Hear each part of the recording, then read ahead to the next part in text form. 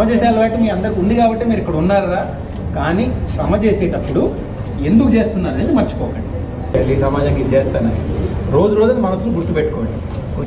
ఇప్పుడు నువ్వు పరిగెత్తేటప్పుడు కింద పడితే ఏం చేయాలి? అలా చేసిన వాడికి ఇంకేమన్నా ఆపగలగదా? నేను ఎనీవన్ స్టాప్ యూ చెప్పండి.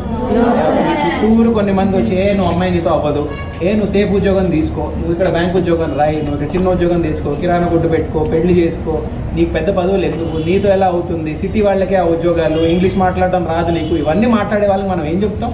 నీ జీవితం నువ్వు చూసుకోవాలా, నా జీవితం నేను చూసుకుంటామని చెప్తా కదా. చేస్తారు కదా.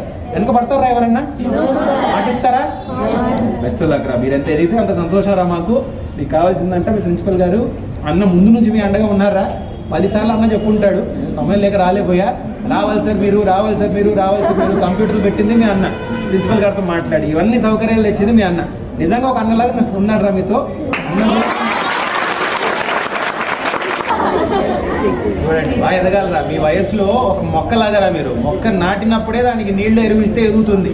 వయసు గడిచిన తర్వాత అది సన్నగా చెట్టు అయిన తర్వాత ఎంత వేసినా ఎదగదండి. మీ వయసు అలాంటిది. ఇప్పుడే మీరు చూసుకోవాల్సింది కొంచెం ఎక్సర్సైజ్, కొంచెం ఫుడ్, అవి కూడా ఇంపార్టెంట్. చదువుతో సహా మేనేజ్ చేసుకోండి. ఇంకేం కావాలరా మనకి ఇక్కడ?